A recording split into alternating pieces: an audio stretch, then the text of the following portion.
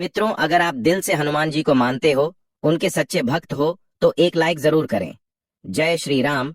मित्रों, हनुमान जी ने बताया कि जीवन में गरीबी और बीमारी इन 3 कारणों से आती है।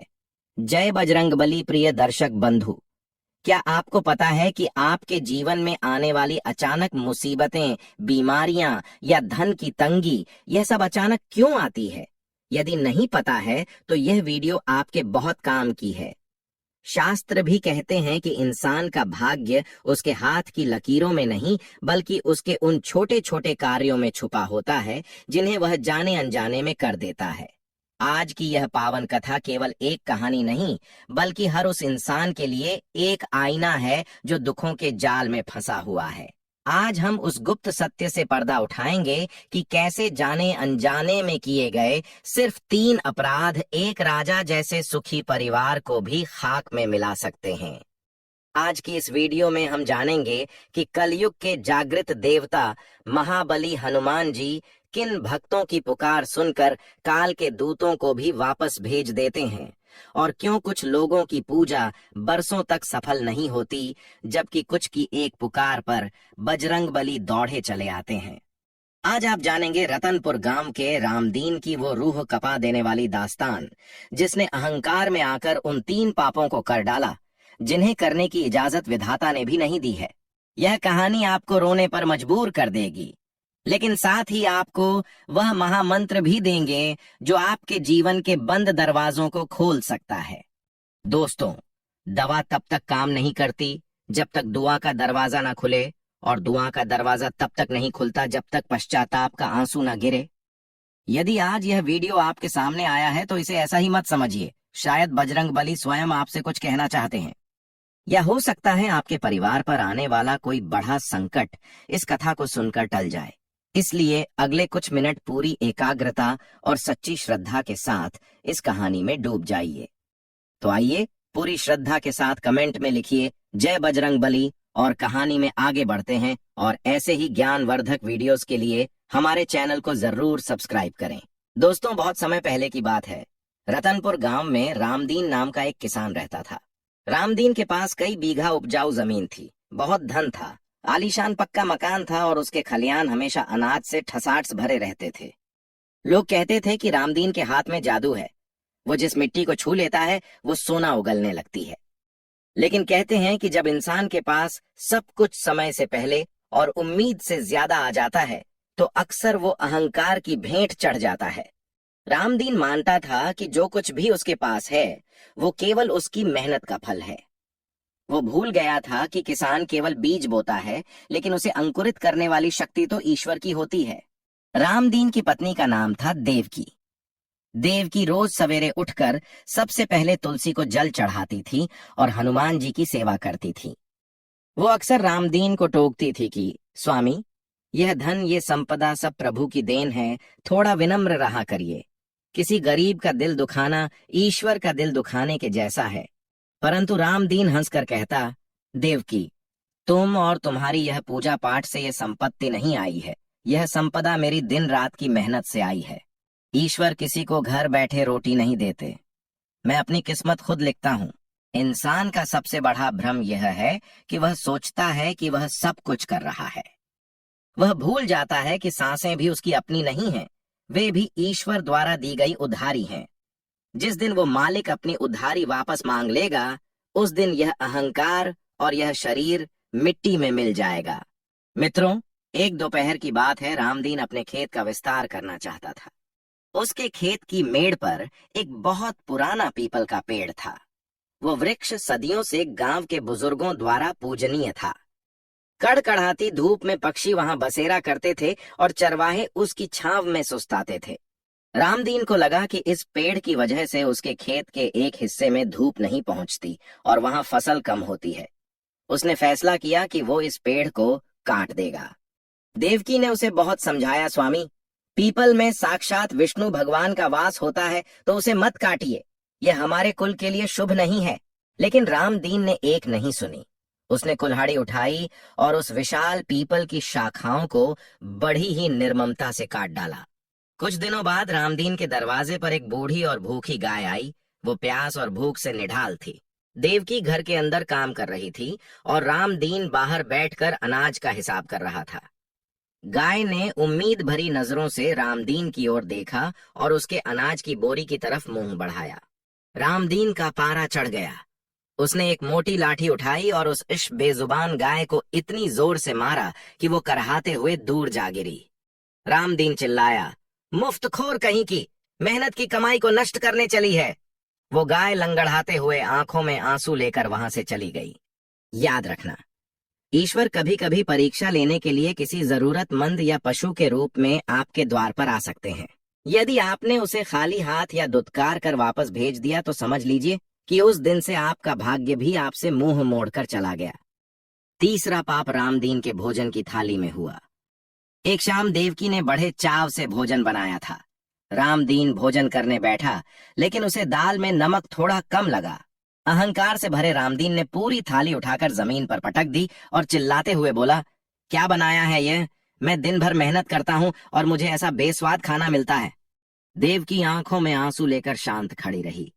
उसने मिट्टी से अन्न के दाने उठाए और मन ही मन प्रभु से क्षमा मांगी।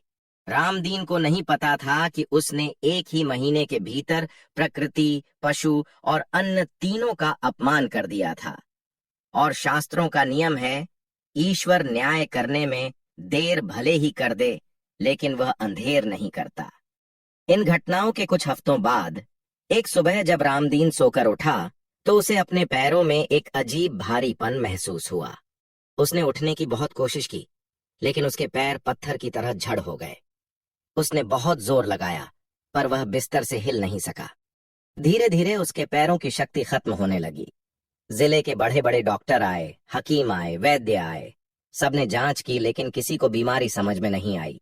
शरीर बिल्कुल ठीक था, लेकिन रामदीन चल नहीं पा रहा था।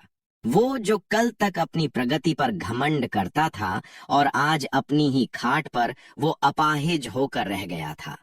उसका शरीर सूखने लगा, चेहरा पीला पड़ गया और आंखों की चमक गायब हो गई। वो रामदीन जो किसी की मदद लेना अपनी बेइज्जती समझता था, आज पानी पीने के लिए भी देवकी का मोहताज था।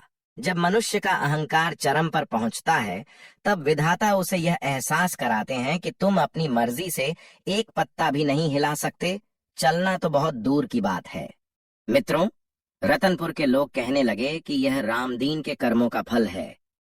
वही रिश्तेदार जो कल तक रामदीन के पैसे के आगे सिर झुकाते थे, आज उसे मनहूस कहकर उसके घर का रास्ता बदल लेते थे। रामदीन खाट पर पड़ा पड़ा रोता रहा, लेकिन उसके आंसू पोंछने वाला कोई नहीं था, सिवाय उसकी पत्नी देवकी के। रामदीन की हालत दिन प्रतिदिन बिगड़ती गई। वह पूरी तरह अपाहिज हो चुका था। कहते हैं दोस्तों कि जब ऊपर वाला हिसाब मांगने पर आता है तो इंसान का पैसा, उसकी पहुंच और उसका रुतबा सब मिट्टी में मिल जाता है। रामदीन जो कल तक शेर बनता था और अपने खेतों में मीलों पैदल चलता था, आज अपनी ही खाट पर एक जिंदा लाश बनकर रह गया था। उसकी बीमारी साधारण नहीं थी।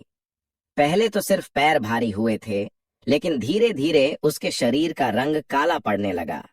हाथ पैर ऐसे सूख गए जैसे सूखी हुई लकड़ी हो, लेकिन उसका पेट ढोल की तरह फूल गया। रात रात भर रामदीन करहता रहता था। उसे ऐसा लगता था जैसे हजारों बिच्छू एक साथ उसके शरीर को डंक मार रहे हों।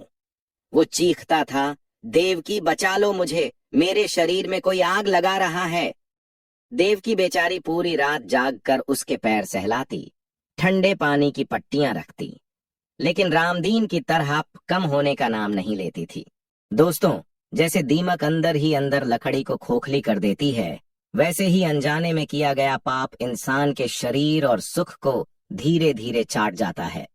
जब तक इंसान होश में आता है, तब तक पछतावे के सिवा कुछ हाथ नहीं रहता।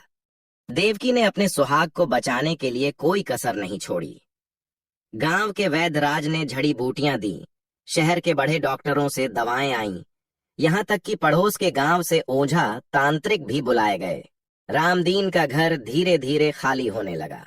जो तिजोरियां नोटों से भरी रहती थीं, वे अब दवाइयों के बिल भरने में खाली हो गईं। एक दिन बड़े डॉक्टर ने देवकी को किनारे बुलाकर कहा, बेटी, अब पैसा बर्बाद मत करो। इनके शरीर के अंगों ने काम करना बंद कर दिया है। ये कोई ऐसी बीमारी है जिसका विज्ञान में इलाज नहीं है। अब तो बस भगवान ही कोई चमत्कार करें तो अलग बात है। देवकी का कलेजा मुंह को आ गया। उसने सोचा, जिस रामदीन ने कभी भगवान का नाम नहीं लिया, क्या भगवान उसकी सुनेंगे? कहते हैं कि इंसान की असली पहचान बुरे वक्त में होती है। जब तक रामदीन के पास पैसा था, उसके घर पर मेहमानों का तांता लगा रहता था। उसके चचेरे भाई जिन्हें उसने शहर में बसाया था और वे दोस्त जो उसके पैसों पर दावत उड़ाते थे, अब सब गायब हो चुके थे। एक दिन देवकी अपने सगे जेठ यानी कि रामदीन के बड़े भाई के घर गई। उसने रोते हुए कहा, भैया, रामदीन की हालत बहुत खराब है। घर में फूटी कौड़ी नहीं बची है। बच्चों के खाने के लाले पड़ गए हैं। कुछ मदद कर दीजिए। पुजारी जी वहीं बैठकर जोर जोर से बजरंग बाण का पाठ शुरू कर देते हैं। काकी भी उनके पीछे पीछे टूटे शब्दों में दोहराने लगी।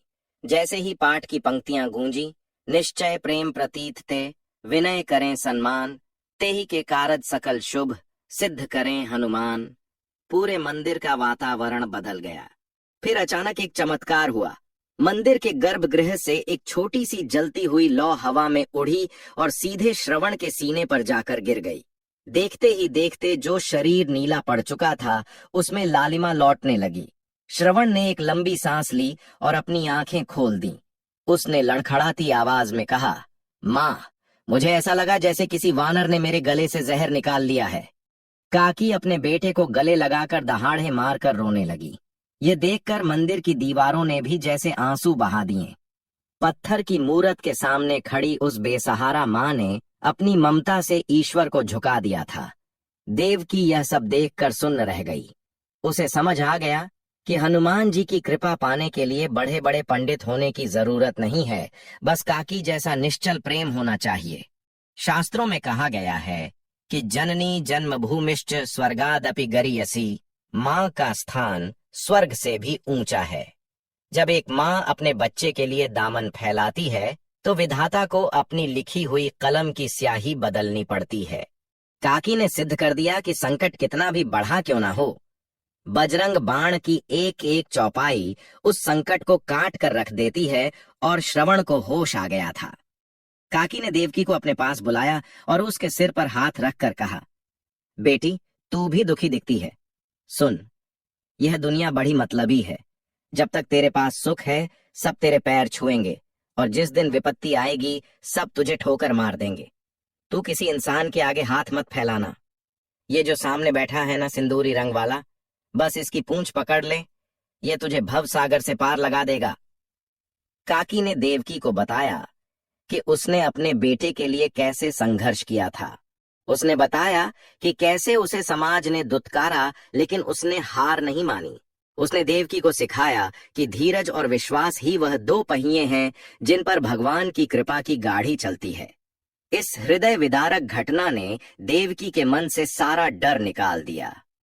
उसने देख लिया था कि मौत के मुंह से भी हनुमान जी वापस ला सकते हैं। कहते हैं, जो भक्त दूसरों का दुख देखकर रो पड़ता है, हनुमान जी उसके दुख हरने में देर नहीं करते।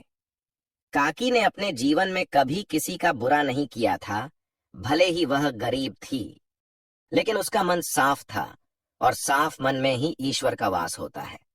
मित्रों, काकी की अनसुनी दास्तां हमें सिखाती है कि चाहे दुनिया आपका साथ छोड़ दे, चाहे डॉक्टर हाथ खड़े कर दें, लेकिन अगर आपकी आस्था का धागा बजरंग बली से जुड़ा है तो कोई भी शक्ति आपको हरा नहीं सकती।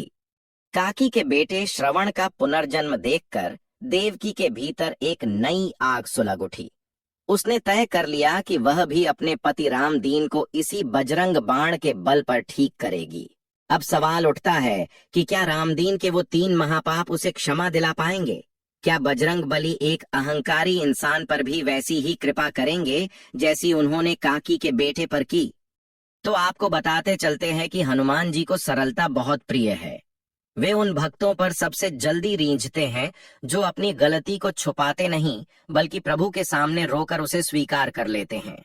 जैसे गंदे कपड़े पर रंग नहीं चढ़ता, वैसे ही कपट्टी और अहंकारी मन पर भगवान की कृपा नहीं ठहरती। रामदीन की बीमारी क्यों लंबी खींच रही थी? क्योंकि उसके मन में अभी भी यह अहंकार था कि वह अपनी मेहनत से ही ठीक होगा।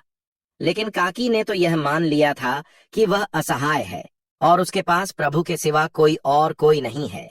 मित्रों, जब इंसान मैं को छोड़कर तू को पकड़ लेता है तो भगवान उसे अपनी गोद में उठाकर बिठा लेते हैं। कहते हैं भगवान को चतुराई पसंद नहीं है। आप उनसे बहस नहीं कर सकते, आप उन्हें अपनी दौलत से खरीद नहीं सकते। आप बस उनके सामने बच्चे बन जाइए और अपनी सारी गलतियां मान लीजिए, फिर देखिए वह कैसे आपके जीवन के कांटों को फूल बना देते हैं। हनुमान जी साक्षात शिव के अवतार हैं और शिव का स्वभाव है दूसरों के लिए जहर पी लेना। बजरंग बली उन भक्तों की पुकार सबसे पहले सुनते हैं जो खुद मुसीबत में होने के बावजूद दूसरों की मदद करना नहीं छोड़ते। स्वार्थ में की गई पूजा केवल एक सौदा है, लेकिन परमार्थ यानी कि दूसरों की भलाई में किया गया कार्य असली शक्ति है। रामदीन ने क्या किया था? उसने अपने सुख के लिए पैर काटा और अपने अनाज के लिए गाय को मारा। लेकिन इसके उलट मंदिर की उस काकी ने भले ही खुद भूखी रही हो, पर उसने कभी किसी का बुरा नहीं चाहा। जो हाथ दूसरों के आंसू पोंछने के लिए उठते हैं, उन हाथों को थामने के लिए हनुमान जी को स्वयं आना पड़ता है। अगर आप चाहते हैं कि संकट मोचन आपकी सुने, तो पहले आप किसी और के संकट को दूर करने की कोशिश करें। बजरंग बली को अहंकार से सख्त नफरत है। याद रखिए, उन्होंने बड़े बड़े योद्धाओं का घमंड पल भर में चूर चूर कर दिया था, चाहे वह लंका का रावण हो या भीम का बल।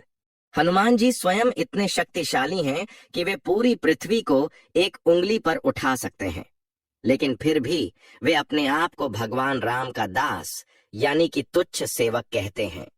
जब शक्ति का स्वामी इतना विनम्र है, तो एक साधारण मनुष्य को किस बात का घमंड? हनुमान जी उन भक्तों की पुकार पर सबसे पहले दौड़ते हैं जो यह समझते हैं कि करने वाले प्रभु हैं, मैं तो बस एक निमित्त हूं। रामदीन ने कहा, मैं अपनी किस्मत खुद लिखता हूं।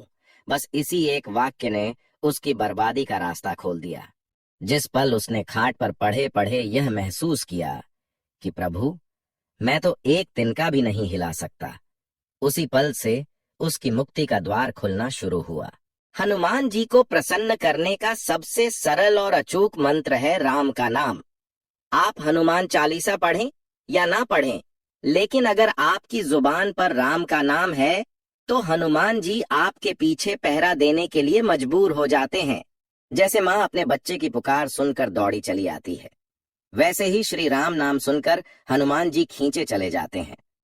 काकी मंदिर में यही तो कर रही थी, वो रोते हुए बस राम जप रही थी। रामदीन ने तो कभी राम का नाम नहीं लिया, वो बस अपनी संपत्ति के लिए कागजों में उलझा रहा। प्रिय दर्शक बंधुओं, यहाँ एक गहरी बात समझिए। कई लोग पूछते हैं कि बजरंग बाण कब पढ़ना चाहिए। शास्त्रों में कहते हैं कि जब संकट इतना बढ़ा हो जाए कि जान पर बन आए, तब बजरंग बाण का पाठ किया जाता है। लेकिन इसे पढ़ने वाला भक्त कैसा होना चाहिए, यह भी बात जानना बहुत जरूरी है। बजरंग बाण उस भक्त पर असर करता है जो सत्य के मार्ग पर चलता हो। यदि आप झूठ बोल रहे हैं, दूसरों का हक मार रहे हैं और फिर बजरंग बाण पढ़ रहे हैं, तो इसका फल नहीं मिलेगा। हनुमान जी न्याय के देवता हैं। वे पहले आपके कर्म देखते हैं, फिर आपकी प्रार्थना। भक्ति का मतलब केवल हाथ जोड़ना नहीं है, बल्कि अपने आचरण को शुद्ध करना है। अगर आपकी नीयत साफ है, तो हनुमान जी आपकी एक दबी हुई पुकार भी 7वें आसमान तक सुन लेते हैं। मंदिर में काकी की कहानी सुनने और पुजारी जी के वचनों को आत्मसात करने के बाद देवकी को समझ में आ गया था कि उसके पति रामदीन से कहाँ चूक हुई है। उसने जान लिया कि हनुमान जी उस पर जल्दी कृपा करते हैं जो शरणागत हो जाता है। देवकी ने मन ही मन संकल्प लिया। दोस्तों, रतनपुर में अमावस्या की वो काली रात थी। रामदीन के घर में सन्नाटा पसरा था। हकीमों और वैद्यों ने पहले ही जवाब दे दिया था। रामदीन की सांसें अब आरी की तरह चल रही थीं। घर घर की आवाज आ रही थी और उसका पूरा शरीर बर्फ की तरह ठंडा पड़ चुका था। उसकी आंखों की पुतलियां ऊपर चढ़ गई थीं। देवकी समझ गई कि अब वो समय आ गया है जब कोई दवा काम नहीं करेगी। उसे लगा जैसे साक्षात काल उसके सुहाग को लेने के लिए उसके द्वार पर आकर खड़ा हो गया है। यह बात बिल्कुल सच है दोस्तों, कि जब इंसान के जीवन की लौ बुझने वाली होती है, तो दुनिया का हर रिश्ता किनारे खड़ा रह जाता है। उस समय केवल आपके द्वारा किया गया पुण्य और ईश्वर का नाम ही आपके साथ खड़ा होता है। देवकी डरी नहीं। उसने काकी की बातों को याद किया और मंदिर से लाए हुए सिंदूर की पुड़िया को हाथ में लिया। उसने रामदीन की खाट के पास एक मिट्टी का दीपक जलाया और खुद जमीन पर बैठ गई। उसने अपने हाथ जोड़कर हनुमान जी से कहा, लेकिन क्या आप इन पापों से भी बड़े नहीं हैं? क्या संकट मोचन का नाम पापों से छोटा है? हवा की एक तेज लहर आई और सारा अंधेरा जैसे छंटने लगा। रामदीन जो बेहोश था, उसके शरीर में अचानक एक कंपन सा आया। जब देवकी पाठ के अंतिम चरण पर पहुंची और उसने वो पंक्तियां पढ़ीं, यही बार ना विलंब करो, जय जय जय हनुमंत, तभी उसे अपनी कुटिया के खपरेल पर एक भारी कूदने की आवाज सुनाई दी। उसे ऐसा लगा जैसे कोई विशाल वानर उसकी छत पर आकर पहरा दे रहा हो। उसी पल देवकी ने हनुमान जी के चरणों का वो दिव्य सिंदूर उठाया और रामदीन के मस्तक, गले और हृदय पर लगा दिया। उसने कहा, हे बजरंग बली, अब लाज रखिए। ओ मित्रों, चमत्कार देखिए। ज्यों ही सिंदूर रामदीन के शरीर को छुआ, उसके शरीर से काला धुआं जैसा कुछ निकला। जो पेट ढोल की तरह फूला हुआ था, वह धीरे धीरे बैठने लगा। रामदीन की सांसें जो उखड़ रही थीं, वे भी बिल्कुल शांत और गहरी हो गईं। उसने धीरे से अपनी आंखें खोलीं और देवकी का हाथ पकड़ा लिया। उसकी आंखों से आंसू बहने लगे, पर इस बार वह दर्द के नहीं बल्कि पश्चाताप के थे। रामदीन ने लार खराती आवाज में कहा, देवकी, मुझे ऐसा लगा जैसे किसी विशाल लाल रंग के महाबली ने मेरा हाथ पकड़ाकर उन काले दूतों से छीन लिया हो।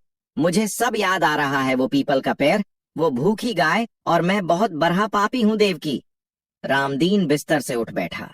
जो पैर कल तक पत्थर थे, आज उनमें बिजली सी फुर्ती थी। वह सबसे पहले नंगे पांव अपनी मेर पर उसी पीपल के पास जाता है जिसे उसने काटा था। उसने पीपल की जांच को गले लगा लिया और फूट फूट कर रोने लगा।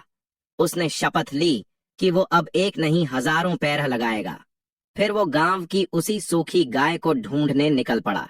वो गाय उसे मंदिर के पीछे मिल गई। रामदीन ने अपने घर का सबसे कीमती अनाज अपने हाथों से उस गाय को खिलाया। जब गाय ने रामदीन के सिर पर अपना मुंह फेरा, तो उसे ऐसा लगा जैसे सारे पाप धुल गए हों। कहते हैं, ईश्वर सजा देने के लिए नहीं, सुधारने के लिए संकट भेजते हैं। जिस पल इंसान को अपनी गलती का एहसास हो जाए और वो उसे सुधारने का संकल्प ले ले, उसी पल उसके दुखों का अंत होना शुरू हो जाता है। रामदीन के ठीक होने की खबर पूरे गांव में आग की तरह फैल गई। जो सगे संबंधी मुंह फेर चुके थे, वे अब शर्म के मारे सिर झुकाए खड़े थे। रामदीन ने किसी से नफरत नहीं की। उसने सबको गले लगाया और कहा, इसमें तुम्हारी गलती नहीं है, यह मेरा अहंकार ही ऐसा था कि कोई पास नहीं आ सकता था। अगले ही मंगलवार को रामदीन और देवकी ने पूरे गांव के लिए भंडारा रखा। इस बार रामदीन ने अन्न का अपमान नहीं किया, बल्कि वह खुद एक एक व्यक्ति की थाली में झुककर भोजन परोस रहा था। उसने काकी और उसके बेटे श्रवण को सबसे ऊंचे आसन पर बैठाया और उनके पैर धोकर आशीर्वाद लिया। तभी आसमान में गड़गड़ाहट हुई। बिना बादल के रतनपुर के खेतों में ऐसी वर्षा हुई जैसी बरसों से नहीं हुई थी। रामदीन के सूखे खेत फिर से लहलहा उठे। लोग कहते हैं कि उस दिन बारिश के पानी से हनुमान जी के सिंदूर की खुशबू आ रही थी। प्रिय श्रोतागण, रतनपुर अब पहले जैसा नहीं रहा। अब वहां हर घर के बाहर एक पीपल का पेड़ है और हर द्वार पर पशुओं के लिए पानी का घड़ा है और किसी भी थाली में अन्न बर्बाद नहीं होता। रामदीन अब गांव का सबसे धनी नहीं, बल्कि सबसे प्रिय व्यक्ति बन गया था। यह कहानी हमें सिखाती है कि बजरंग बली अत्यंत कोमल हृदय के स्वामी हैं। वे तब तक नहीं आते जब तक इंसान को अपनी ताकत पर घमंड रहता है, लेकिन जैसे ही इंसान कहता है, प्रभु मैं हार गया, अब आप संभालो, वैसे ही वे काल का भी हाथ पकड़ लेते हैं। तो मित्रों,